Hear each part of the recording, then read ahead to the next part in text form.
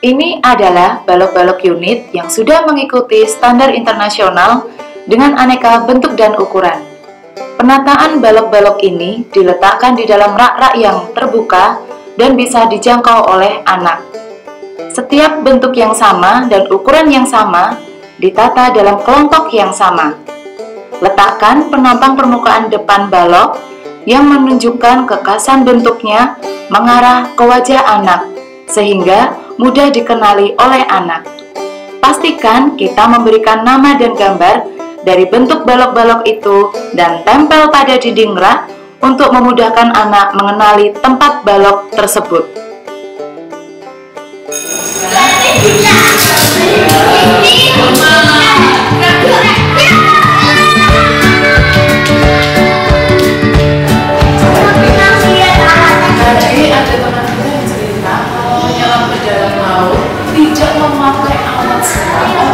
Tidak bisa bernafas. Kenapa ya? Tidak bisa bernafas karena nggak punya oksigen. Gimana kan teman menyimpan oksigen itu? Alat. Betul. Alat itu bentuknya seperti tabung.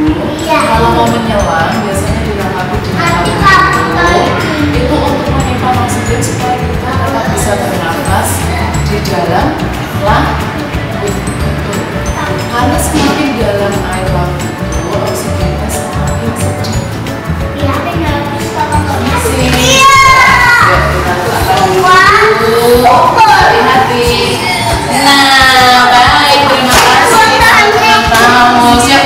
Sekarang boleh teman-teman duduk di sini buat lingkaran dulu. Teman-teman paus, di sini kita sudah punya alas berwarna hijau bentuk lingkaran sekali. Nih, kita akan punya balok unit di sini. Kemudian balok unit ini kita akan coba untuk membuat jadi bangunan seperti apa ya? Kita akan membuat bangunan pasar ikan. Kita sambil menghitung ya, ada berapa sih?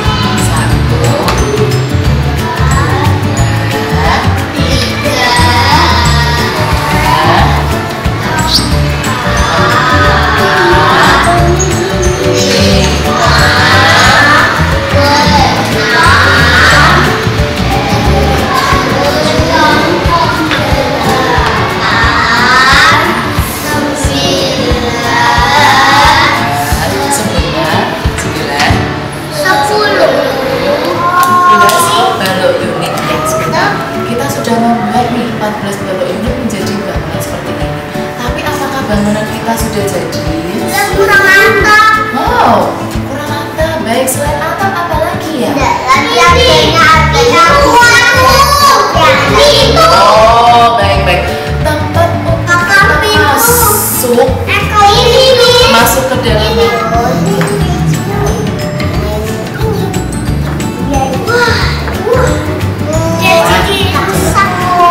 balok yang bernama Havronas ini sudah kita pasang seperti ini. Apakah kita bisa masuk ke dalam bangunannya dan keluar? Bisa. Tapi yang terbuka tutup di lemari itu loh. Ini ada pintu seperti ini. Kalau tadi Vino bilang pintu itu bisa dibuka dan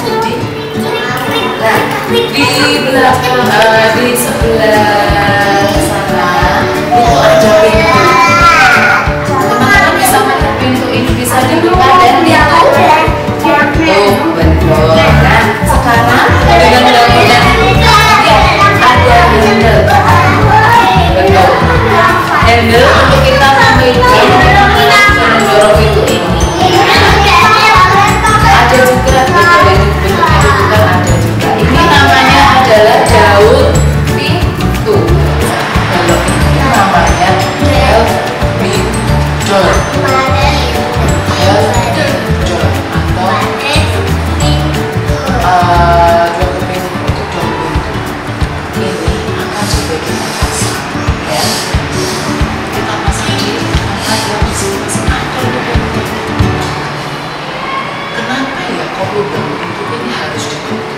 Karena biar tikusnya nggak masuk atau kagel.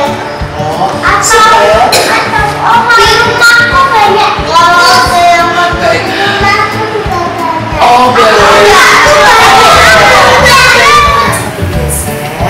dan bangunan ini tidak kuat, apa yang akan terjadi? Bisa susunannya jadi berubah seperti ini. Ini karena alas yang dipakai tadi goyang atau tidak. Nah jadi apa ya? Ya ini bagian wilayah rumah paus. Kita akan coba pasang di sini. Nah ya, atau setengah papan. Ada yang berukuran 2 kali 5 dari ukuran ukur ini. Namanya ini atap lah. betul. Ini bisa kita pakai menjadi airboard untuk menutup bagian atap. Ya, lihat atap di atas kita apakah ada yang berubah? Tidak. Kalau yang Ada atap. ya betul di atas kita ada atap. Bangunan yang manakah yang besar? Bangunan pasar ikan, betul. Kemudian manakah bangunan yang ukurannya kecil? Bangunan kalau di dalam rumah bisa menggunakan yang ukuran kecil. Mungkin nanti bisa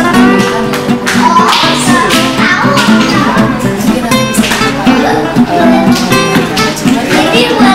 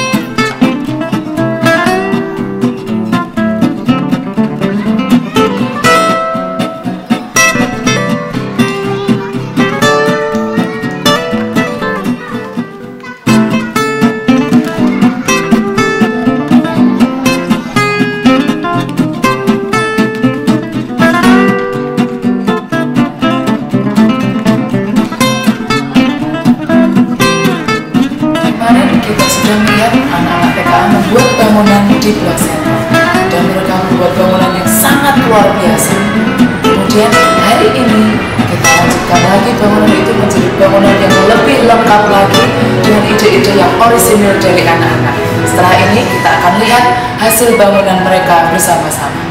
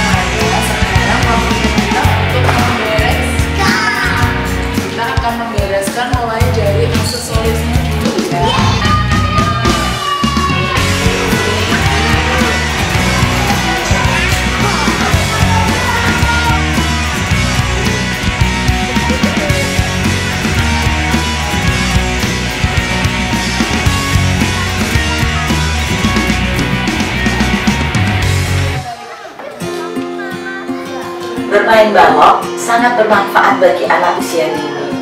Kenapa? Karena dengan bermain balok akan mengoptimalkan semua dimensi perkembangannya. Katakanlah ketika anak bermain balok, dia berlatih untuk mengembangkan kemampuan otot-otot besar dan otot-otot kecilnya. Lihat saja ketika anak berjalan mengambil balok atau mengembalikan, kemudian dia jongkok untuk menata, bahkan berdiri, dan dia terus melakukan aktivitas fisik yang lainnya. Juga saat dia menyusun balok, dia cermati benar bagaimana dia meletakkan satu balok ke tumpukan balok yang lainnya, dia menjajar balok-balok itu, bahkan dia menggunakan berbagai properti untuk melengkapi bangunan. Selain itu, dengan bermain balok, keterampilan dan kemampuan prososial anak juga terstimulasi.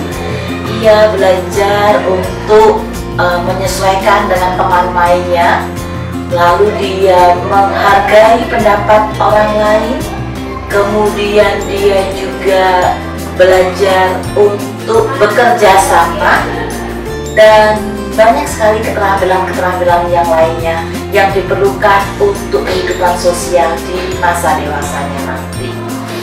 Dan juga kemampuan bahasa anak terstimulasi karena dia berusaha untuk mengungkapkan ide-idenya dengan bahasa verbal. Kemudian dia juga berusaha mendengarkan pendapat orang lain. Dia juga menggunakan kosakata yang baru yang digunakan untuk permainan balok sesuai tema. Dan tidak lupa pula, kemampuan kognitif anak akan dilatih sedemikian rupa. Contohnya ketika anak sedang merencanakan bangunan apa yang akan dibuatnya. Bermain balok sangat banyak manfaatnya. Jadi, jangan pernah ragu untuk memberikan kesempatan kepada anak bermain balok sesering mungkin, baik di rumah ataupun di sekolah. Saya pernah ingat Pamela Phelps, seorang peneliti di bidang pendidikan anak usia dini dari Florida, yang melakukan penelitiannya bahwa dengan bermain balok akan meningkatkan IQ anak 20 poin. So, mari kita berikan kesempatan dan kita dukung anak-anak kita belajar melalui bermain.